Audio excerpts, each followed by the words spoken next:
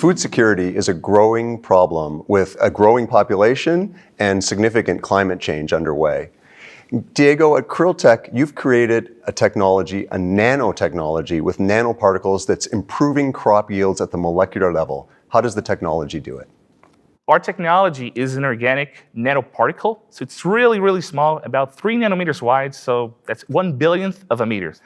And it basically works as a physiological booster. It boosts the plant's metabolism directly into the plant cells.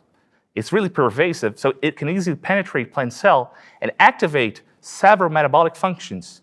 For example, it opens up plant's mouth into uptaking more nutrients. Okay. That is nitrogen, phosphate, potassium, iron, zinc, and many more. And also, it increases plant efficiency in the usage of water. How much water consumption reduction does the technology enable? Well, in maize specifically, corn, we were able to increase the water usage efficiency by 40%. For sugarcane, that's actually a result that came in 15 days ago from a commercial trial we've been having in Brazil.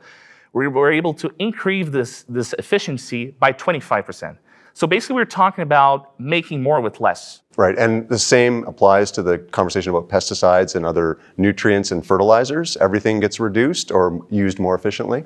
Ranging from soybean to coffee beans, and they were able to reduce it from 20 to 30%, the usage of pesticides. So that means less chemical residues in the products and the crops, and that means more health quality for the final users, which are us. And for growers to bring the product into their systems, what kind of capital expenditure do they need? What does a grower need to do to start using Krilltech's technology? Basically, just buy the product, because we're talking about a supplement. It's not coming to substitute any of the traditional fertilizers or like NPK or other foliar fertilizers you may be used to. We're basically coming to help these other nutrients and make the plant eat them more efficiently and then grow with more efficiency, with more quality, and hand out at the end of the day, when you're gonna harvest your crop, more results, more quality, and a much more nutritious products. So as a grower, all I need to do is put it into my existing water distribution system and it reaches the plants that way? With our clients so far, it's basically we are adapting the product to what the producers normally do, to their their existing systems. Yeah, their existing systems. So it's being pulverized alongside other fertilizers. It's been pulverized alongside pesticides so that we can actually reduce the quantity of the pesticides that they use. Not only increase the output of the producer, but also reduce the costs into applying this new product into his field. So anytime we talk about nanoparticles, nanotechnology, manipulating things at the molecular level, some people are going to be concerned about the risks. What do you say to that?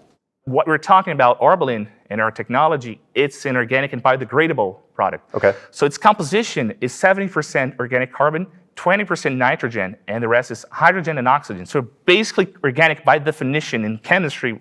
So after 15 days, you won't see a residue or any sort of... the plants will have put it to work. Yeah, so it's integrated. It will digest it. So digest it. It's fully digestible, either by plants or fungi.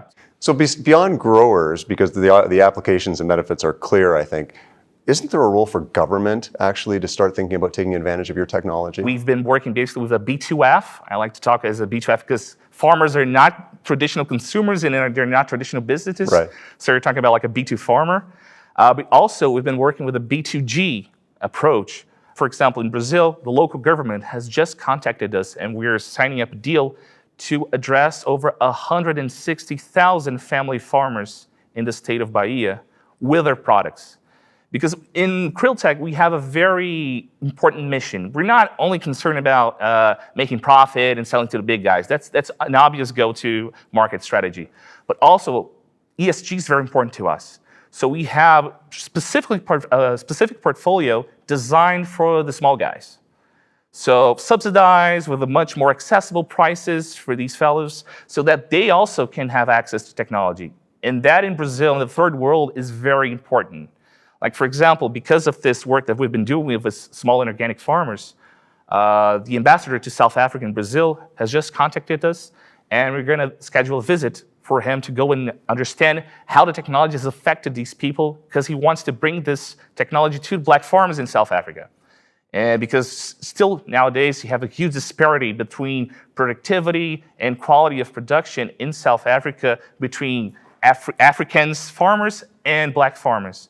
So that is something that the government of South Africa, specifically the ambassador, is really interested in, taking this technology, bringing us along with it into South African markets so that we can help them out. And I'm sure there's going to be applications in every emerging market. That makes a lot of sense. So why did the KPMG Private Enterprise Global Tech Innovator competition make sense for Krilltech to apply for? Because nowadays you don't see that many scientific innovations, hard tech innovations. It's really challenging. We've been doing this for 7 years, researching this for over 7 years. It's deep science. It's deep science. It's deep science that disrupts the system that we have and makes the world better for people to live in. So that's why the Global Tech Innovator, for us, we consider it as a huge stage so we can show the world that yes, science can still be created. We don't only innovate in business models, we don't only innovate in e-commerce and marketplaces, but we also can innovate with hard tech technology.